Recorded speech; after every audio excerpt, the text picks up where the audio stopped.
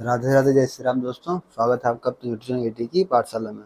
हम लोग complete CDP का सेशन डिस्कस कर रहे थे, जिसकी 7 क्लास हो चुकी थी। आज उसकी 8वीं क्लास है, तो उसके आगे हम लोग टॉपिक को डिस्कस करते हैं। आइए बिना देर करते हुए स्टार्ट करते हैं। पहली क्लास आप देख लेंगे, आपको सारी चीज़ें पता चल जाएंगी। अभी रिसेंटली हम लोगों ने टेस्ट मैथ्स का बैच कंप्लीट किया है, जिसमें उसकी 115 क्लासेस लगभग हो चुकी हैं, और उसका बैच आपका पूरे अकॉर्डिंग टू सिलेबस कंप्लीट कर दिया जा चुका है। टेलीग्राम चैनल एटी की पाठशाला पर उसकी सारे क्लासरूम, सारी पीडीएफ पड़े हुए हैं, और जो एक्स्ट्रा क्वेश्चन की एफर्ट है वो भी आपको टेलीग्राम चैनल एटी की पाठशाला पे मिल जाएंगे। ठीक है, तो आइए अब हम हमारा टेस्ट मैथ्स जो कि सबसे लेंथी सिलेबस था वो भी कंप्लीट हो चुका है। अब हम सीडीपी और जीएस वाले के सेशन की तरफ आगे बढ़ेंगे, और इसको भी जल्दी से जल्दी कंप्लीट करके आगे बढ़ जाएंगे। ठीक है, तो अब हमें देखना है field theory and drive reduction theory, जिसमें कर्ट लेविन फील्ड थ्योरी आती है। Kurt Lewin was a German American psychologist known as one of the modern pioneers of social psychology. Kurt Lewin ने क्या की, एक फील्ड थ्योरी दी, जिसे हम एक ग्राफ के माध्यम से देखते हैं। यहाँ पे हमें साफ साफ यहाँ पे दिख रहा है कोई क्या है, ये साइकोलॉजी इन्वायरमेंट है आपका पूरा पूरा, जहाँ पे क्या हो, एक फोर्स पर्सन, यहाँ पे एक पर्सन के द्वारा काम किया जा रहा है। यहाँ से ड्राइविंग फोर्स लगाया जा रहा है, और यहाँ पे क्या हो रहा है, रिस्ट्रेनिंग फोर्स लगाया जा रहा है। ये क्या है, इसका गोल है। यहाँ पे क्या एक आदमी है, यहाँ पे इसके लिए एक बैरियर का काम कर रहा है। ये क्या है, आपकी 11th थ्योरी ऑफ लर्निंग। ठीक है, ये पूरा बाउंड्री स्पेस है लाइव स्पेस का, इसी को हम क्या कहें, फील्ड थ्योरी कहा है। 11 इक्वेशन ने क्या दिया है, बी इक्वल टू एफ और पी ई, जहाँ बी आपका बिहेवियर दिखाता है, पी आपका पर्सन को दिखाता है, ई आपको क्या दिखाता है, एनवायरनमेंट। इसी को हमने कहा 11th theory of learning. It stage that behaviour is a function of the person in their environment. ये क्या कहता है कि बिहेवियर जो है वो कैसा काम करता है, पर्सन जैसे कि एनवायरनमेंट में काम करता है। ठीक उसी तरीके से बिहेवियर हमारे लिए मोस्ट इंपॉर्टेंट चीज़ है। इसके अदर्स नेम्स क्या क्या है, जैसे पहला नेम्स क्या है इसकी, फील्ड थ्योरी, जिसे हम क्या कहते हैं, छेद सिद्धांत। दूसरा क्या है, लाइफ स्पेस थ्योरी, यानी जीवन दायरा सिद्धांत। फिर इसका नाम एक आता है कि 3 फेज थ्योरी, यानी 3 संप्रत सिद्धांत, या वेक्टर एंड वेरिएंस थ्योरी, यानी सदिश सिद्धांत। गोल इनसाइड थ्योरी, लक्ष्य सूच सिद्धांत। और टोपोलॉजी थ्योरी यानी कि तल्लुक सिद्धांत भी इसको हम कहते हैं। तो ये कुछ अदर नेम्स भी हैं, इनको याद रखिएगा, इनसे भी पूछी जा सकती हैं चीज़ें। 3 फेज थ्योरी में आती है कि 3 चीज़ें होती हैं, कौन कौन सी, मेन होती है फील्ड, जैसे क्षेत्र जीवन धारा जिसे होता है, वेक्टर्स यानी सदिश, और टोपोलॉजी यानी कि तल रूप। इसके बाद नेक्स्ट आता है आपका हल्स ड्राइव थ्योरी, यानी चालक न्यूनता सिद्धांत, जिसे हम रीइंफोर्समेंट थ्योरी भी कहते हैं, यानी रिडक्शन थ्योरी। बुक कौन थी, प्रिंसिपल्स ऑफ बिहेवियर, 1943 में लिखी गई थी। हल use the term drive, hulls ने क्या यूज किया था, टर्म यूज किया, ड्राइव यानी प्रोडोज, to refer to the state of tension और अराउजल कॉज्ड बाय बायोलॉजिकल और साइकोलॉजिकल नीड्स। जो उत्तेजना जो उत्पन्न होती है, जो चेतना होती है, बायोलॉजिकल या फिर साइकोलॉजिकल के द्वारा जो प्रोडोज आता है, उसी चीज़ पे बताया कि ए ड्राइव क्रिएट्स, यानी प्रोडक्ट क्रिएट किया जाता है, an unpleasant state attention that needs to be reduced. Need जरूरत होती है, जरूरत की बात क्या होती है, ड्राइव यानी प्रोडक्ट। उसके बाद हम क्या करते हैं, कोई एक्टिविटी करते हैं, उसके बाद हमारा गोल डायरेक्टर हम लोगों ने नीड कार्य भी देख रखा था इसी के अकॉर्डिंग। तो नीड, उसके बाद गोल, उसके बाद क्या होते हैं, प्रोडक्ट में कमी आ जाती है, रिड्यूस हो जाता है हमारा ड्राइव। तो सीधी सी बात है, पहले हमें क्या होगी, किसी चीज़ की जरूरत होगी, फिर हमारे अंदर प्रोडक्ट होगा, उसका ड्राइव होगी, फिर हम एक्टिविटी करेंगे अपने गोल को पाने के लिए, गोल तक पहुंचेंगे, फिर गोल को प्राप्त करने के बाद क्या होगी, हमारे रिड्यूस में कमी आ जाएगी। जब नीड कार्य वाला चैप्टर हम लोगों ने देखा था, तो उस चीज़ पे हम लोगों ने भी इसको डिस्कस किया था। Every need has drive attach to it, every need यानी कि हर जरूरत के साथ क्या होती है, प्रोडक्ट अटैच होता है। यानी बिहेवियर इक्वल टू क्या है, ड्राइव क्रॉस हैबिट। इसके बाद आता है एजुकेशनल इम्प्लीकेशन का focus on the satisfaction of a need. हमें कहाँ फोकस करना चाहिए, नीड की सेटिस्फेक्शन पे। Provide teaching as per child needs, put clear objectives based on Thorndike's pollock work. ठीक है, ये किस पे बेस्ड है, आपका थॉर्नडाइक और पोलक वर्क पर बेस्ड है। इसके बाद नेक्स्ट आता है आपका Tolman and Guthrie. Edward C Tolman ने मेज एक्सपेरिमेंट किया था। साइन लर्निंग थ्योरी ने चिन्ह पूर्वकार सिद्धांत, जिसे प्रतीकात्मक सिद्धांत भी हम लोग कहते हैं, न्यू बिहेवियर से। Tolman's theory of sign learning, an organism learns by pursuing signs to a goal, that is learning is acquired through meaningful behaviour. Latent learning क्या होती है, अव्यक्त अधिगम, Later learning is the subconscious retention of information without reinforcement or motivation. Later learning refers to knowledge that only becomes clear when a person has an incentive to display it. Edward रे गुर्थी ने क्या बताया कि continuous learning यानी संयुक्ता का सिद्धांत, substitution theory यानी प्रतिस्थापन सिद्धांत, एकल प्रयास का सिद्धांत यानी behaviour response will be repeated if the same situation stimulus is experienced again. जब सेम चीज़ों को दोबारा एक्सपीरियंस किया जाएगा तब की चीज़ों को दिखाया। इसके बाद नेक्स्ट आता है आपका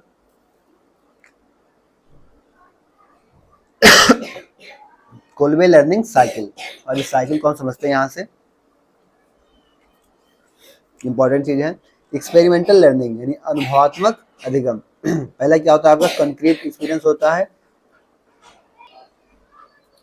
तो सबसे पहले हमको क्या देखना है कंक्रीट एक्सपीरियंस यानी मूर्त अनुभव के रूप में हम सबसे पहले चीज़ों को देखेंगे। उसके बाद ये कहाँ से आएगा दूसरे स्टेप से आपका रिफ्लेक्सिव ऑब्जर्वेशन करेंगे, फिर अब्स्ट्रैक्ट कॉन्सेप्चुअलाइजेशन, उसके बाद चौथा और लास्ट आएगा फिर एक्टिव एक्सपेरिमेंट, और उसके बाद फिर चीज़ें आपके मैनिपुलेट होकर उसी चीज़ में चली जाएंगी तो फिर कंक्रीट एक्सपीरियंस की तरफ ही आगे बढ़ जाएगा। जैसे चक्र की तरह अगर हम देखें तो कंक्रीट एक्सपीरियंस में हम मेनली करते क्या है फीलिंग्स होती है जो वो हमें कहाँ से आती है कंक्रीट एक्सपीरियंस में। उसके बाद जब रिफ्लेक्सिव ऑब्जर्वेशन में क्या होता है जब हम वाचिंग करते हैं कोई चीज़ देखते हैं जैसे डाइवर्जेंस होती है फील करते हैं वॉच करते हैं एक्सपीरियंस करते हैं तो उस चीज़ को हम ऑब्जर्व करते हैं आपके रिफ्लेक्टिव ऑब्जर्वेशन में। फिर उसके बाद अब्स्ट्रैक्ट कॉन्सेप्चुअलाइजेशन क्या होता है कि हम थिंकिंग करते हैं कोई चीज़ सोचते हैं जैसे असिमुलेशन करेंगे कोई चीज़ थिंक करेंगे सोचेंगे कोई चीज़ देखेंगे तो उसमें कुछ सोचेंगे तो हमारी अब्स्ट्रैक्ट कॉन्सेप्चुअलाइजेशन में जाती है। उसके बाद एक्टिव एक्सपेरिमेंट्स में क्या होता है जब हम कुछ करते हैं डूइंग करते हैं कन्वर्जन करते हैं कुछ सोचते हैं कुछ देखते हैं कुछ करते हैं तो हमारी कहाँ हो जाती है फिर एकोमोडेशन में जाती है फील करते हैं उसकी ट्रांसफॉर्म हो जाती है। ठीक है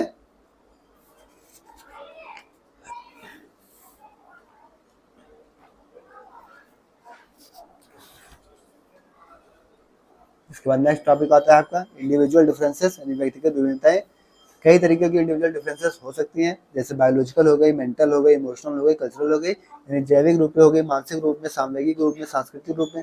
अब कोई तो बायोलॉजिकल रूप में क्या हो सकता है डिफर हो सकता है जैसे बॉय गर्ल होते हैं बायोलॉजिकल रूप से क्या होते हैं डिफरेंस होते हैं इंडिविजुअल डिफरेंसेस अपनी अपनी होती हैं और भी कई तरीके की डिफरेंसेस भी होती हैं बायोलॉजिकल। फिर कुछ मेंटल्स होती हैं कोई ज़्यादा तीव्र है कोई ज़्यादा मंद है तो कोई किसी किस मेंटल का है कोई किसी मेंटल का है कोई किसी का IQ कुछ ज़्यादा होता है किसी का कम होता है किसी का एवरेज होता है तो कई तरीके की मेंटल में भी व्यक्तिगत विभिन्नताएं होती है। इमोशनल होता है कोई लव वाला होता है तो कोई एंगर वाला होता है हर इंसान की फीलिंग्स अलग अलग होती हैं तो इमोशनली भी कई तरीके के लोग पाए जाते हैं।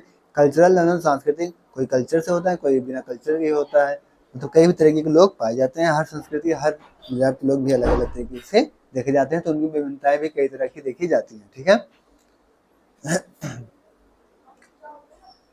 No two individuals are alike दो व्यक्ति एक जैसे नहीं हो सकते। ठीक है दो व्यक्ति क्या होते हैं एक जैसे नहीं हो सकते। इवन ट्विन साइड्स आप किसी भी जुड़वा दो बच्चों को देखिए उनमें भी क्या होती है विभिन्नताएं पाई जाती हैं।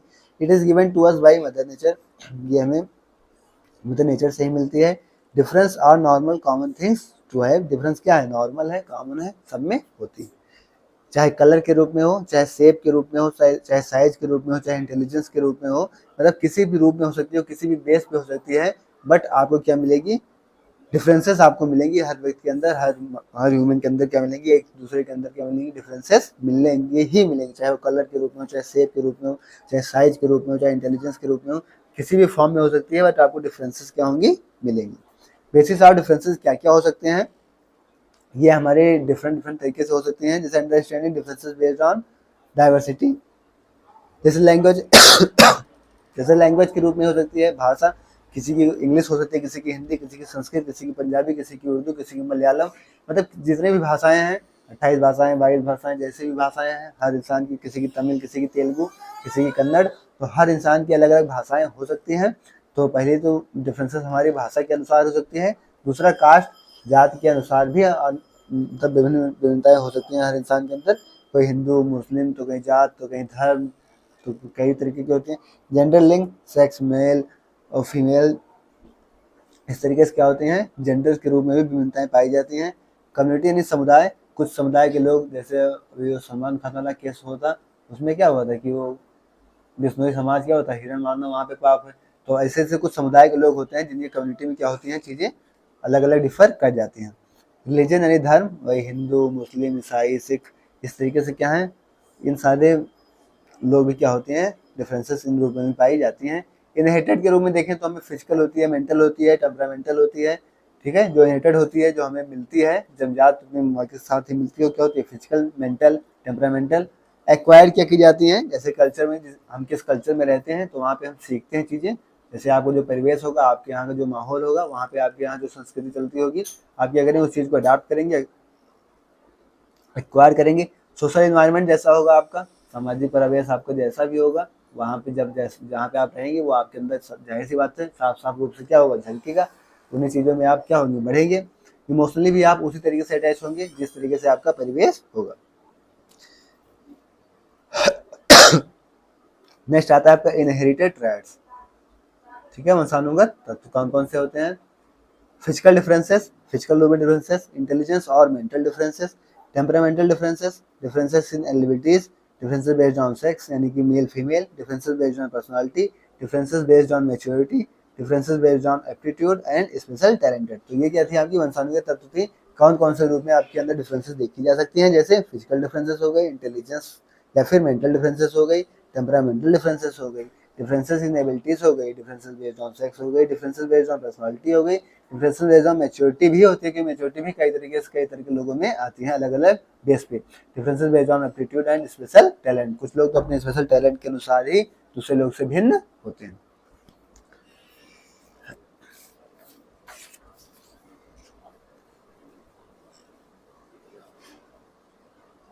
नेक्स्ट आता है आपका एक्वायर्ड ट्रेड्स, यानी कि अर्जित तत्व कौन कौन से हो जाते हैं, जैसे सोशल डिफरेंसेस। सोशल डिफरेंसेस यहाँ से होते हैं, differences on the basis of educational achievement, emotional differences, cultural differences, differences based on learning styles, जैसे visual, aural, audio, kinesthetics, difference based on language, difference based on interest and altitude. अब यहाँ पे acquired है, यानी कि आप क्या क्या चीज़ें अर्जित करती हैं, तो आप अर्जित कहाँ करेंगे, अपने समाज से करेंगे। जहाँ आप रहेंगे वहाँ की चीज़ों से आप इफेक्ट करेंगे। जाहिर सी बात है, आप जिस समाज में रहेंगे, जिस चीज़ में रहेंगे, जिस परिवेश में रहेंगे, उसी चीज़ के अकॉर्डिंग क्या करेंगे, आप आगे बढ़ेंगे। तो उन चीज़ों को क्या करेंगे, आप एक्वायर कर लेंगे। तो सोशल डिफरेंसेस क्या होंगी, वहीं से एक्वायर कर ली जाएंगी। Difference on the basis of educational achievement, आपके अंदर जो एजुकेशनल अचीवमेंट होगी उसके अनुसार भी आपके अंदर डिफरेंसेस आएंगी। इमोशनल डिफरेंसेस होंगी, आपके अंदर सामाजिक समुदाय होंगी, आप इमोशनल कैसे हैं, कैसे आपका समाज, कैसे आपका परिवेश, कैसे आपके घर वाले हैं, तो वहाँ पे डिफरेंसेस मिल जाएंगी। कल्चरल के रूप में तो आपको मिलेंगे, आपके घर का कल्चर कैसा है, आपके घर के लोग कैसे हैं, तो उस अनुसार आपके अंदर कल्चर डिफरेंसेस भी आएंगी। नेक्स्ट आता है आपका differences based on learning styles, आप पढ़ने में कैसे हैं, आप किस तरीके से पढ़ते हैं, तो इन सब चीज़ों में भी आपके अंदर क्या होंगी, डिफरेंसेस आएंगी। जैसे विजुअल हो गया, ऑरल, ऑडियो, काइनेस्टिक, किस चीज़ को पढ़ने में जाता है, ऑडियो वीडियो रीडिंग होती है, या फिर सेल्फ लर्निंग अच्छी लगती है, जिस तरीके से आपको पढ़ने में मजा आता होगा उस तरीके से विभिन्नताएं भी होंगी। डिफरेंसेस बेस्ड ऑन लैंग्वेज, भाषा के अनुसार, भाषा जैसे आपके समाज की होगी, जैसे आपके घर वालों की भाषा होगी, आप भी उसी के अकॉर्डिंग ही ढल जाएंगे। Differences based on interest and altitude, आपके इंटरेस्ट के अनुसार, क्योंकि सभी लोगों का इंटरेस्ट क्या है, एक जैसा नहीं होता, तो उसके अनुसार भी क्या होती है, विभिन्नताएं एक दूसरे के अंदर पाई जाती। नेक्स्ट आता है आपका factors affecting to individual differences, factors कौन कौन से अफेक्ट करते हैं इंडिविजुअल डिफरेंसेस में। हेरिडिटी, जाहिर सी बात है, environment, caste, race and nation, intelligence, education, sex difference, economic condition, age, personality difference. Education should भी, एजुकेशन कैसी होनी चाहिए आपकी, कंडीसिव एनवायरमेंट होना चाहिए, सुगम वातावरण में आपको एजुकेशन मिलनी चाहिए, जो आपके माहौल को क्या करे, पूरी तरीके से बेनिफिट ऑफ इसेंशियल करे, ठीक है, ताकि आप क्या करें, सुगम हो, सहज हो। सबसे बड़ी चीज़ आपकी एजुकेशन कैसे होनी चाहिए, सुगम होनी चाहिए, सहज होनी चाहिए, उसका वातावरण शुद्ध होना चाहिए, जिससे कि आपको कोई भी प्रॉब्लम ना होने पाए। तो कौन कौन से फैक्टर इफेक्ट्स करते हैं आपको, हेरिडिटी, ठीक है, इन्वायरमेंट, जो ये सब मोस्ट इंपॉर्टेंट चीज़ें याद रखिएगा, caste, race, nation, intelligence, education, sex difference, economic conditions, age, personality differences. Effective pedagogical waves कौन कौन से हैं, सबसे पहला आता है आपका इंटीग्रेशन ऑफ कंटेंट, यानी जहाँ कनेक्टिंग डिफरेंट डोमेन्स, आप कई कई अलग अलग डोमेन्स में कई कई अलग अलग तरह से क्या होते हैं, कनेक्ट होते हैं, तो इसी को हम क्या कहते हैं, सामग्री का एकीकरण। फिर होता है आपका डिफरेंशिएशन, यानी विभेदी अनुदेशन, जहाँ पे हमें नीड होती है, एज, लेवल, इन सब चीज़ों के इंस्ट्रक्शन मिलते हैं। तीसरा क्या होता है आपका एबिलिटी, यानी क्षमता समूह, जहाँ पे आप ग्रुपिंग होती है, एक होमोजीनियस होता है, एक हेट्रोजीनियस होता है। तो होमोजीनियस क्या होता है कि एक ही तरीके से चीज़ें आपके अंदर मैनिपुलेट की जाती हैं, लेकिन हमें क्या होता है, हमें होमोजीनियस नहीं, हमें हेट्रोजीनियस होना चाहिए, जहाँ डिफरेंट डिफरेंट लोगों के डिफरेंट डिफरेंट लोग आए, डिफरेंट डिफरेंट कल्चर के लोग आए, तो हमें क्या होंगे, अलग अलग चीज़ें सीखने को मिलेंगी। तो हमें क्या होना चाहिए, होमोजीनियस नहीं, हमको हेट्रोजीनियस ही होना चाहिए। हमारे वातावरण कैसा होना चाहिए, हेट्रोजीनियस होना चाहिए। तो इस चीज़ को याद रखिएगा, आपके एग्जाम में भी यहाँ से डायरेक्ट क्वेश्चन पूरा किया जाता है कि वातावरण आपका कैसा होना चाहिए, होमोजीनियस या हेट्रोजीनियस, या आपका सोशल समाज कैसा होना चाहिए, होमोजीनियस या हेट्रोजीनियस। तो आपको कैसा होना चाहिए, हेट्रोजीनियस होना चाहिए। डिफरेंट डिफरेंट लोग के, डिफरेंट डिफरेंट समाज के लोग के आपके अंदर आपके पास आएंगे, तो आप अलग अलग चीज़ें सीख पाएंगे। ठीक है, नेक्स्ट आता है, इसके बाद आएगा आपके क्या, लैक ऑफ प्रेजुडिसेस यानी जेंडर फ्री पर्सपेक्टिव। पूर्वाग्रह मतलब जो समाज धारणाएं चलती आ रही है कि लड़कियां यही काम करेंगी, लड़कियां खाना बनाएंगी, लड़के ये काम करेंगे, लड़के रोते नहीं है, ये है वो है, जो जो पूर्व धारणाएं चलती चलती चली आ रही है, उन्हीं पर आंख मूंद करके हमको नहीं विश्वास करना है। हमको क्या करना है, जैसे चीजें आगे चल रही हैं उनसे तरीके से आगे सीखते हुए चीज़ों को आगे बढ़ना है। ये नहीं कि जो धारणाएं चलती आ रही है, लड़कियां नहीं करेंगी, लड़कियां वो नहीं कर सकती, लड़के ये करेंगे, लड़के वो करेंगे, इन सब चीज़ों से, इन सब मिथ्याओं से अपने आप को परे रखना। इसके बाद नेक्स्ट शिक्षा बात आपका इगलिटेरियन पेडोलॉजी, यानी आपको इक्वल की भावना करना है एज पर नीड, जैसे जैसे जिसको जरूरत हो, अगर जैसा आरक्षण जिसको जरूरत है तो उसको देंगे, ये नहीं कि सबको आरक्षण देंगे। अब एक बार आरक्षण का नियम हो गया तो सबको आरक्षण दे दिया, ऐसा नहीं है। जिसको जो उस लायक है, इक्वलिटी के लिए क्या करना होगा, आपको देना होगा। ठीक है, इसके लिए मल्टीपल वेज हो सकते हैं, सबके अकॉर्डिंग अलग अलग हो सकते हैं।